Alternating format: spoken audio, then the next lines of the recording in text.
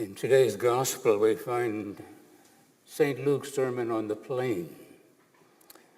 Unlike Matthew's Sermon on the Mount, Luke's 4 Beatitudes or blessings are followed by 4 warnings or woes. In the fourth of the blessings or Beatitudes, Jesus tells his disciples and a large number of people from Judea and Jerusalem, "Blessed are you when people hate you, and when they exclude and insult you, and renounce your name as evil on account of the Son of Man." In reflecting upon this fourth blessing or beatitude, my mind was filled with images of innocent people, men, women, and children, fleeing the turmoil of their native countries for a better life. Yes, such as the people who have crossed our southern border. Their circumstances have placed them in a state of particular vulnerability and defenselessness. In a strongly worded letter to the Catholic bishops of the United States, Pope Francis denounced the mass deportation of migrants. In the letter, the Holy Father stated that he disagrees with identifying the illegal status of migrants with criminality. And he called the bishops, he called on them to walk together and defend the human dignity of the migrants in their country. At the same time, Francis said one must recognize the right of a nation to defend itself and keep communities safe from those who have committed violent crimes, whether in this country or before arrival. He pointed out that the act of deportation is not a minor issue. He emphasized that the authentic rule of law is verified precisely in the dignified treatment that all people deserve, especially the poorest and the most marginalized.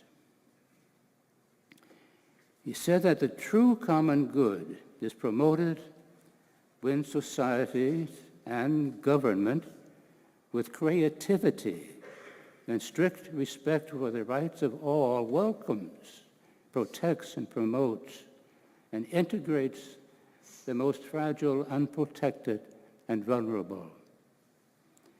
And he goes on to say that such an approach does not impede the development of a policy that regulates orderly and legal migration. The Holy Father reminded the American bishops that the Catholic Church's social doctrine emphatically shows that Jesus Christ, the Son of God, in becoming a man, also chose to live the drama of immigration.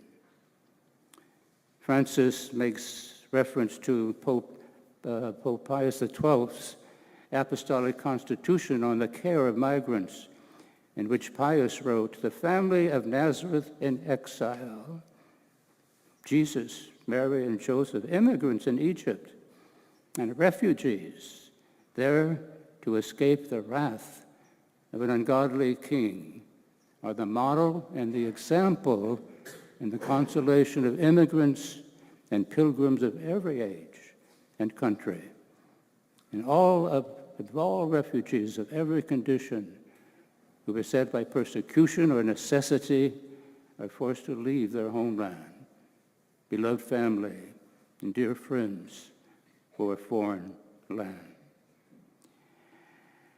Let you and I, and hopefully most others, show love and respect in both what we say and do for the refugees among us. They are our brothers and sisters, as we are to one another. As said at the beginning of this Mass, It is our calling as members of the body of Christ to be as Christ to others, especially to the poorest and the most marginalized. Over the years, I have seen this witness of being as Christ to others given by many, and among them the members of our refugee committee, and the larger community through their support in helping refugees settle here in the Bay Area. So with all this in mind, let us join join Pope Francis in asking Our Lady of Guadalupe to protect individuals and families who live in fear or pain due to migration and or immigration.